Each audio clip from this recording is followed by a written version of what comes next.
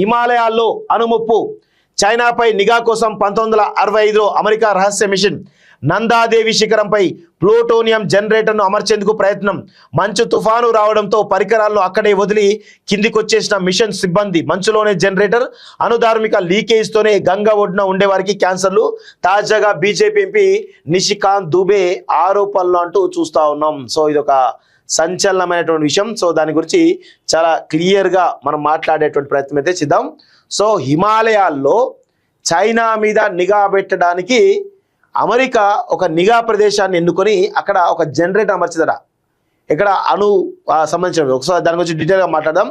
మాజీ ప్రధానులు Nehru, ఇందిరాపై BJP MP Nishikant Dubey మరోసారి సంచలన ఆరోపణలు చేశారు. చైనాపై గూఢచర్యానికి అణుశక్తితో పనిచేసే నిఘా పరికరాన్ని మన హిమాలయాల్లో ఏర్పాటు చేసేందుకు అమెరికా గూఢచార సంస్థ సిఐఏకి వారిద్దరూ అనుమతి ఇచ్చారని, గంగానది ఒడ్డున నివసిస్తున్న వారిలో ఇటీవల కాలంలో క్యాన్సర్ కేసులు పెరగడానికి, హిమాలయ ప్రాంతాల్లో విపత్తులు సంభవించడానికి కారణం ఇదేనని ఆయన ఎక్స్ వేదికగా ధ్వజమెత్తారు. ఆయన అంశంపై ఆరోపణలు చేయడం ఇది మొదటిసారి కాదు.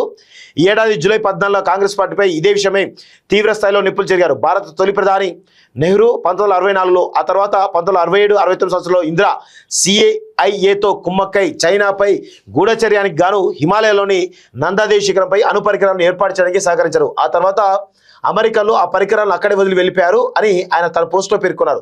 1978లో అప్పటి అమెరికా చట్టసభల సభ్యులు అప్పటి దేశాధ్యక్షుడు రాసిన ఒక లేఖ ప్రతిని కూడా ఆయన ఆ పోస్టుకు జత చేశారు. అప్పట్లో హిమాలయాల్లో అమర్చిన ప్లూటోనియంతో పనిచేసే నిఘా పరికరం ఎక్కడుందో కనిపించకుండా పోయిందని, దాని నుంచి అనుధార్మిక లీకేజీ పెరిగే అవకాశం ఉందని వారు ఆ లేఖలో ఆందోళన వ్యక్తం చేశారు. డిసెంబర్ 18న న్యూయార్క్ టైమ్స్ దీనిపై ఒక కథనాన్ని కూడా ప్రచురించింది అంటూ చూస్తా ఉన్నాం. సో ఎంత దారుణంగా ఉందో చూడండి.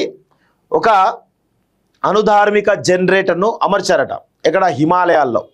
అంత పెద్ద ఎత్తున హిమాలయాలు మంచులలో ఎట్లా అమరుస్తారు? ఎట్లా వీళ్ళు పర్మిషన్ ఇచ్చారు? ఎట్లా అమెరికా సాహసం చేసింది? ఇవన్నీ కూడా కొంత లోతైనటువంటి చర్చ జరగాలి మనది. ఎందుకంటే బీజేపీ లేవనెత్తే అంశాల పట్ల కొన్ని అనుమానాలు ఏమిటంటే వాళ్ళంతా వాట్సాప్ యూనివర్సిటీ కాబట్టి వాళ్ళ ఏం చేస్తారో ఏం మాట్లాడుతారో అర్థం కాని పరిస్థితి ఉంటుంది. ఎందుకంటే వాళ్ళ వాట్సాప్ యూనివర్సిటీకి అవధులు ఉండవు. తిమ్మిని బమ్మి చేస్తారు, బమ్మిని తిమ్మి చేస్తారు. అంత ఘోరంగా ఉంటుంది వాళ్ళ పరిస్థితి. సో దీన్ని నమ్మాలా వద్దా కూడా కొంత డౌటే. 6 దశాబ్దాల క్రితం ప్రచ్ఛన్న యుద్ధం పతాక స్థాయిలో జరుగుతున్న సమయంలో చైనా ఒక అణుబాంబు పరీక్ష నిర్వహించింది. దీంతో అప్రమత్తమైనటువంటి సిఐఏ చైనా క్షిపణి పరీక్షలపై నిఘా కోసం హిమాలయ పర్వత శిఖరాల్లో ఒకటైనటువంటి నందాదేవిపై ప్లూటోనియంతో పనిచేసే పరికరాన్ని అమర్చాలని నిర్ణయించుకుంది. ఈ మేరకు అమెరికా, భారత్కు చెందిన పర్వతారోహకులు ఒక పెద్ద యాంటెనా, కేబుల్లు, స్నాప్స్ 19Cగా పిలిచే 13 కిలోల జనరేటర్ను నందాదేవి శిఖరంపై మోసుకెళ్లారు. అక్కడ అమర్చే సమయంలో మంచు తుఫాను వారిని చుట్టుముట్టింది. ఈ మిషన్కు నాయకత్వం వహిస్తున్నటువంటి కెప్టెన్ ఎంఎస్ కోహ్లీ అప్పటికి కిందనున్న శిబిరంలో ఉన్నారు. ఆయన వెంటనే కిందికి వచ్చేయాలని రేడియో సందేశం పంపారు. దీంతో పైనున్న వారు తమ శిబిరానికి దగ్గరలో ఆ పరికరాలు దాచి కిందికి వచ్చేశారు. వారు పైన దాచిన వాటిలో ఒక అణు పరికరం ఉంది. రెండో ప్రపంచ యుద్ధ సమయంలో నాగసాకి పట్టణంపై అమెరికా ప్రయోగించిన అణుబాంబు తయారీకి ఉపయోగించిన దాంట్లో 3వ వంతుకు సమానమైన ప్లూటోనియం ఈ అణు పరికరంలో ఉంది.